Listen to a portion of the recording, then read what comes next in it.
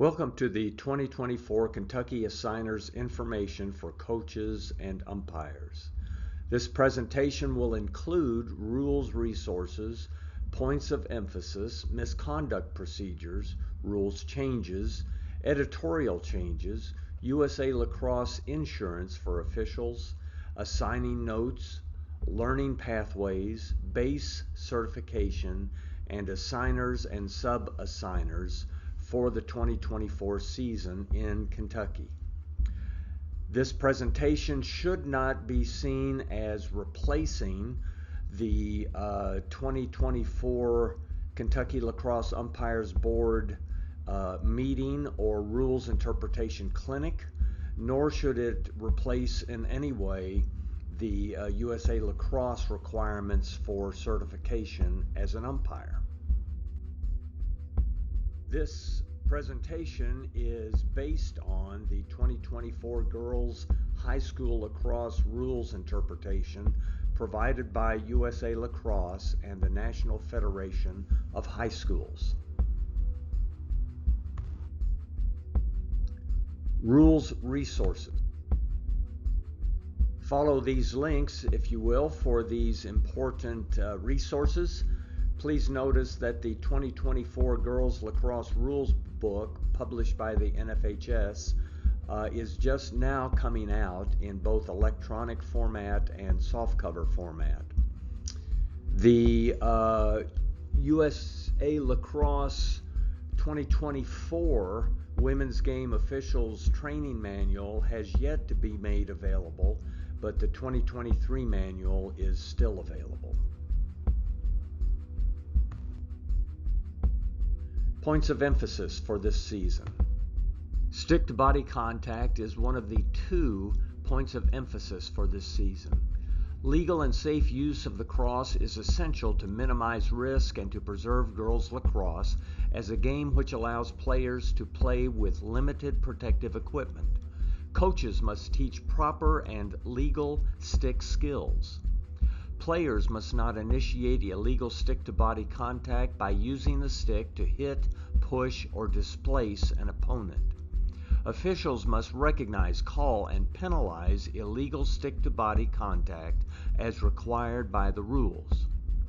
Legal defensive stick positioning is a stick held vertically with the head of the stick above the 10 o'clock and 2 o'clock position. Illegal stick-to-body contact occurs when a defender contacts an opponent's body with a stick held in a horizontal position, regardless of who initiated contact. This is a major foul and should be called by officials.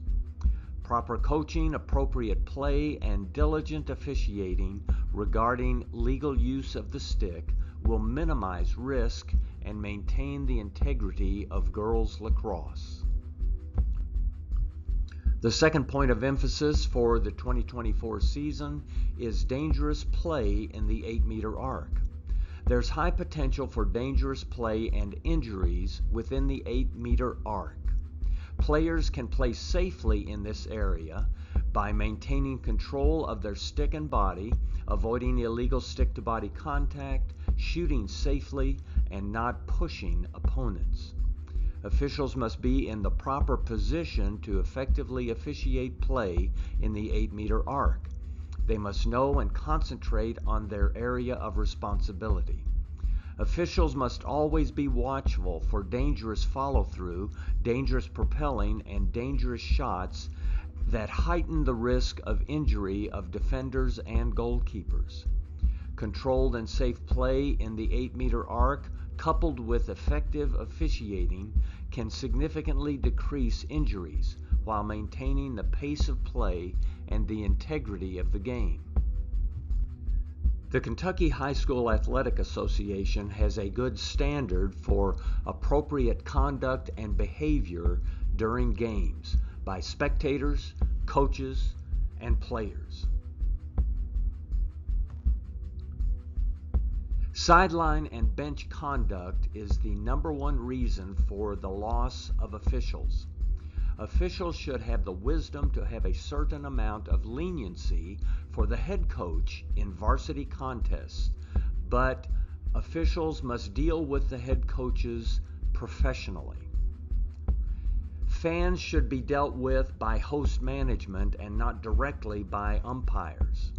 Officials who are sitting watching games, officials from any sport, should act and behave professionally and not criticize officials on the field. We will emphasize assistant coach behavior this season. Assistant coaches should only be coaching players and not be interacting with officials on the field. Officials should not directly eject fans. Officials may and should halt a contest until school administrators, host management, game management, remove an unruly or unsportsmanlike spectator. Officials should penalize as necessary and required within the rules.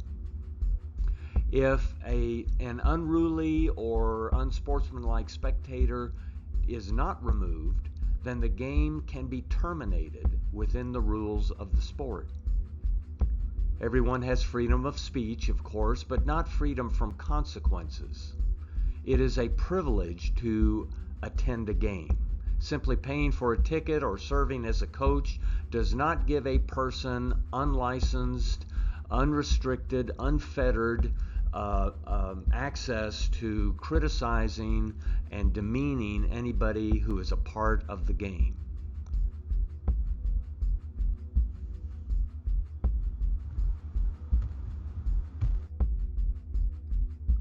Here are some directions for umpires dealing with misconduct, misbehavior, and unsportsmanlike conduct. Do not accept any questions or comments from assistant coaches. If you cannot ignore the question or comments, then card the head coach. If an assistant coach is misbehaving, yellow card the head coach.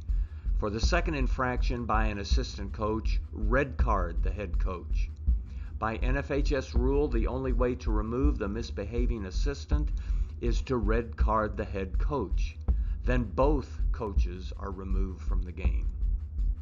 If spectators are misbehaving, stop the game and have the game manager deal with the problem. If the problem persists, have the spectator removed. You may pause the game or stop the game completely if spectators become unruly. The NFHS rules for girls lacrosse hold the head coach responsible for his or her spectators' behavior. If the problem still persists, card the head coach. After the game, the only card that carries any consequences is a red card. If there is any misconduct from spectators, players, or coaches after the game, red card the player or the head coach.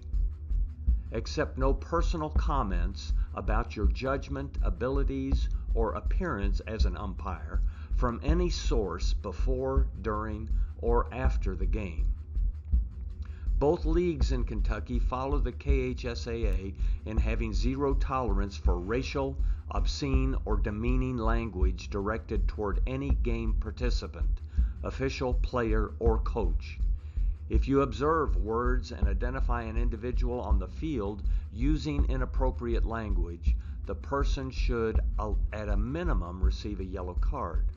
Such language from the bench need only be heard, and a card issued against the head coach. Officials should not use racial, obscene, or demeaning language. Officials should not touch a player. I would add, or a coach. Officials must show appropriate respect to players, spectators, coaches, and their partners on specific games or on games of any sport they are watching. Conversations between officials are not to be shared with anyone, with the exception of investigation by the rules interpreter of complaints about a specific game or the conduct of a specific official. Here are the rules from the rule book, Rule 12, that identify what may be considered misconduct, misbehavior, unsporting conduct. Excessive rough or unsportsmanlike play, persistent or flagrant violation of rules, deliberately endangering safety, baiting or taunting to embarrass, ridicule, or demean. Excessive dissent. Please notice this: excessive dissent or abusive language. Non-playing team members leaving the bench area, coaching or a coach leaving the coaching area. Illegal re-entry of a player, repeated or persistent major fouls, coaching outside the coaching area, non-team personnel leaving the bench, improper use of electronic equipment, any behavior in the official's opinion that is misconduct. This is a broad category. Use it. This is what misconduct is and should be considered. 2024 rules changes. The cross inspection, stick checks. Stick checks may be requested prior to the start of the draw, before the official's hand is in contact with the sticks. Stick checks may be requested at any time in a game during a stoppage of the game clock, immediately following goals in which players are still on the field. Stick checks are not permitted during an injury timeout. A situation on stick checks. Number 12 scores a goal for the red team. While the official is setting up the draw with the hand on both center sticks, the blue team requests a stick check. Ruling: illegal request. The stick check request will not be granted as the official has contact with the center's sticks and ready to commence the play with the draw. Goalkeeper equipment, thigh padding. Goalkeeper thigh padding shall be shorts or pants manufactured with integrated protective padding. The goalkeeper must wear a helmet with face mask and properly secured chin strap, a separate throat protector, padded gloves, a tooth and mouth protector, a chest protector, and padding on the thighs. Thigh padding shall be shorts or pants manufactured with integrated protective padding. Goalkeeper equipment, thigh padding. During the pregame stick check, the official notices the goalkeeper is wearing compression tights without padding. Ruling: illegal equipment. Goalkeeper pants must have integrated protective padding. Personal equipment, tooth and mouth protectors. Tooth and mouth protection is revised now to align with other NFHS sports. Tooth and mouth protectors may be clear, any color, and have graphics. All players must wear tooth and mouth protectors. They may not wear mouth protectors with protruding tabs. Tooth and mouth protectors situation. Before the draw, the official notices one of the field players with a tooth and mouth protector that covers both the player's teeth and lips, with the tab completely cut off, that is commonly used to connect the mouth protector to a helmet in football. Ruling: legal. Comment: tooth and mouth protectors that cover both the teeth and the lips without a protruding tab are legal. Another situation for tooth and mouth protectors. Before the draw, the official notices one of the field players with a tooth and mouth protector that looks like a pacifier with a ring on the outside of the lip cover. Ruling: illegal. Field players are not permitted to wear tooth and mouth protectors with any protrusions such as a ring or tab. Compression shirts. Field players may wear compression shirts that meet NOCSE ND 200 standards. Compression shirts are not required to meet the color restrictions of visible undergarments. Compression shirts example. Prior to a game, a coach asks an official if the goalkeeper and field players may wear compression shirts if they comply to NOXI ND 200 standards. The proper response is goalkeepers are required to wear a chest protector that meets NOXI ND 200 standards.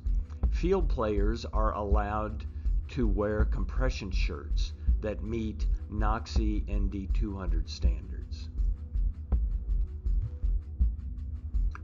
Jersey requirements. These requirements come into effect in 2027, but they are for your information.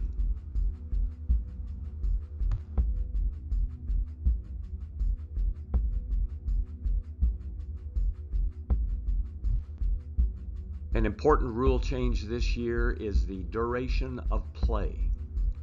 Regulation playing time is now 48 minutes divided into 4 12-minute quarters, 2 minutes between quarters, a 10-minute halftime or less if agreed upon by the coaches. Still, players change ends between each quarter. The clock stops on the official's whistle and arm signal when there is a foul called in the critical scoring area during the last 2 minutes of the second and fourth quarters only. If a team is leading by 10 or more goals, the clock will continue to run after goals and when there is a foul called in the critical scoring area during the last 2 minutes of the second and fourth quarters.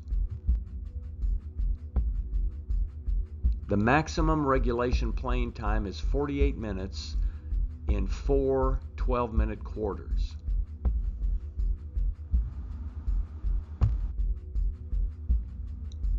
In all games, the clock is to be stopped on the official's whistle and arm signal after each goal during the entire game, and when there is a foul called in the critical scoring area during the last 2 minutes of the second and fourth quarters. The second and fourth quarters only, not the first or third quarter. If a team is leading by 10 or more goals, the clock will continue to run after goals and when there is a foul called in the critical scoring area during the last 2 minutes of the second and fourth quarters. If time runs out prior to the complete administration of a free position, then it shall not be administered. Here is an example of what very well may occur during a game and will lead to some controversy. With 8 seconds left in the first quarter, a defender roughly checks the ball carrier who is at the top of the 8-meter arc. A foul for a dangerous check is called. A free position is awarded to the ball carrier, and the timer allows the clock to run. That is the correct procedure.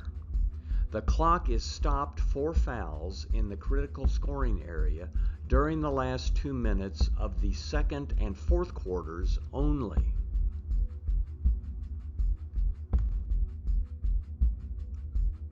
Officials' timeouts during a 10-goal rule. Timeouts shall not be called for a redraw, offsides, inadvertent whistle, or alternate possession if a team is leading by 10 or more goals, or during the last 2 minutes of the second and fourth quarters. When the 10-goal rule is in effect, no timeout shall be called for a redraw, an offside foul, an inadvertent whistle, an alternate possession, or when there is a foul in the critical scoring area during the last 2 minutes of the second and fourth quarters. Here is a situation regarding the 10-goal rule. The score is 15-2 in the third quarter, and a card is issued for a check to the head. The clock continues to run as there is a 10-goal differential. That is incorrect. The official shall call a timeout, stopping the clock for injuries, timeouts called by teams, and any cards issued.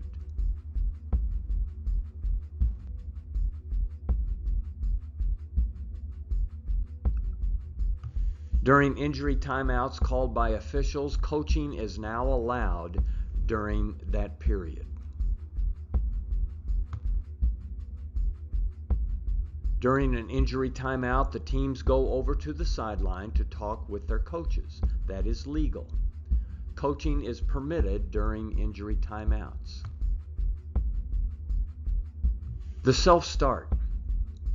A player who is fouled outside the critical scoring area may continue play without waiting for an additional whistle if a self-start is allowed.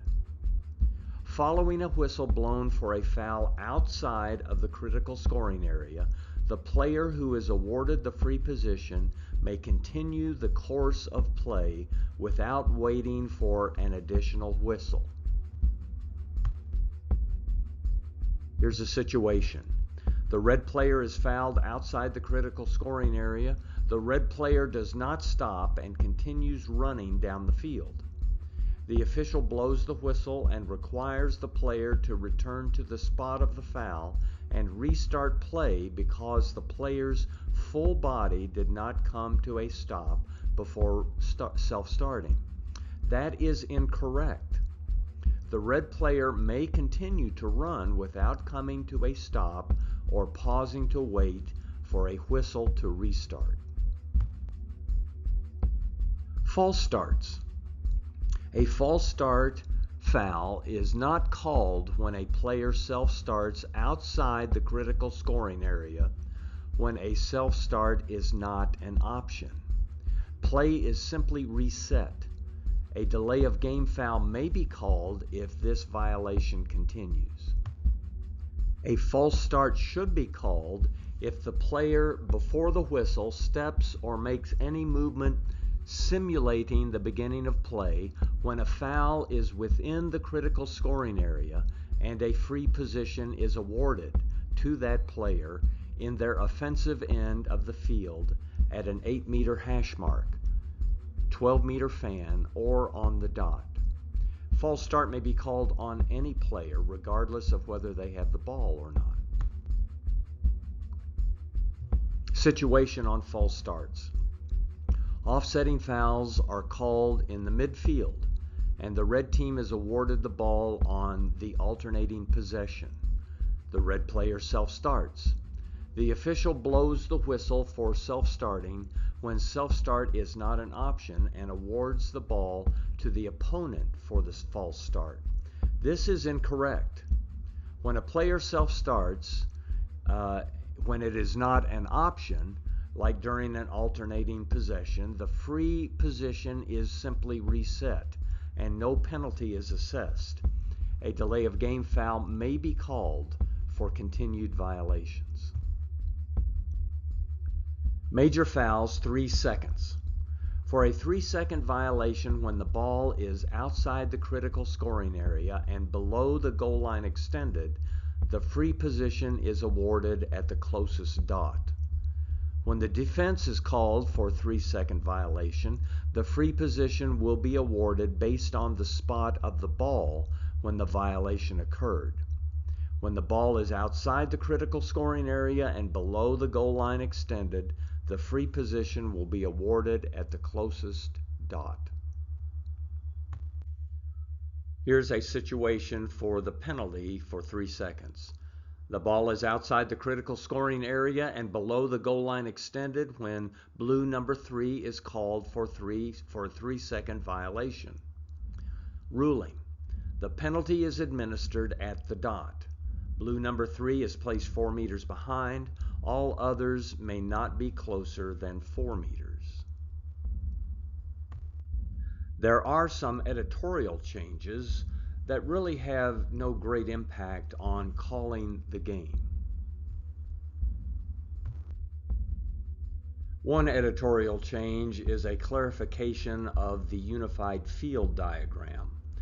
It is important to realize that a unified field diagram combines both the boys and girls markings into one set of markings. A unified field is not the athletic director telling the boys coach to go out and mark the field and then telling the girls' coach to figure out how to mark the field based on the boys' lines. There is a separate unified field diagram.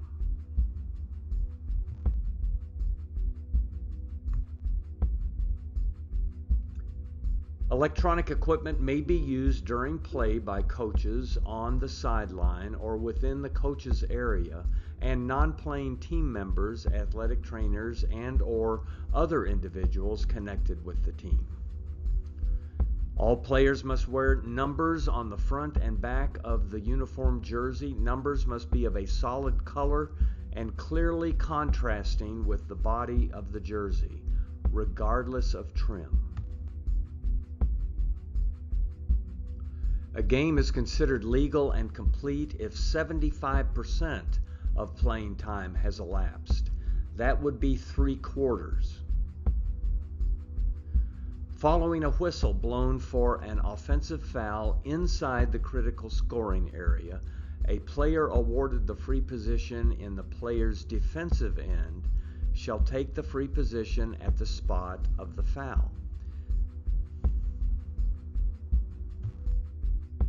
For goal circle fouls by the attack, a free position is awarded to the goalkeeper or deputy within the goal circle. The goalkeeper or the deputy may self-start. This is a change from last year. It is not a whistle start. Attack fouls in the act of shooting, such as charging, dangerous propelling, dangerous shot, and dangerous follow-through, or off-ball attack fouls, will result in a free position awarded to the defense.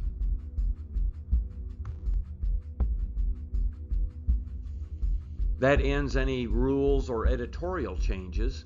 I just simply call your attention to the USA Lacrosse Member Insurance Program Guide for officials and assigners. Information on this guide is located at sliderlax.com, SLIDERLAX.com.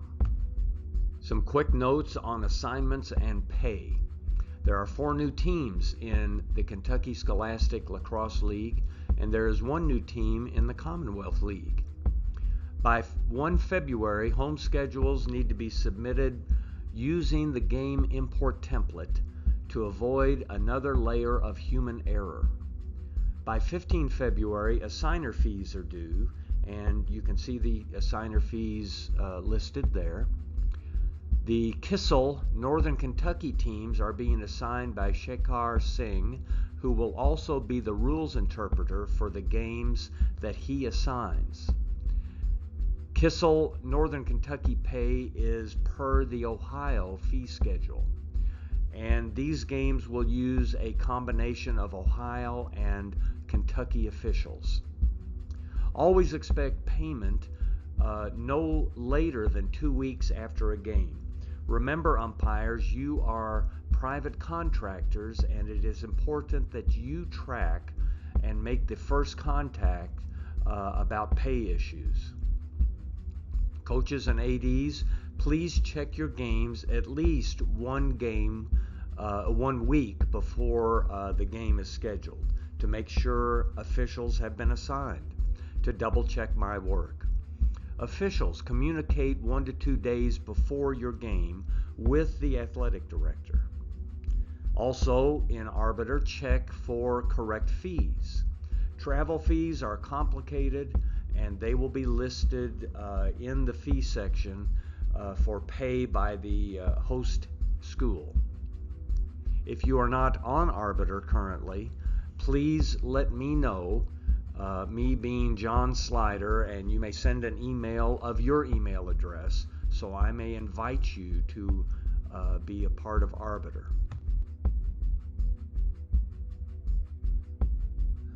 Here are the fees and pay for girls lacrosse games in Kentucky. Remember, the exception is to Northern Kentucky games. Tournament fees are negotiated, and here are some highlights of the dates for the season.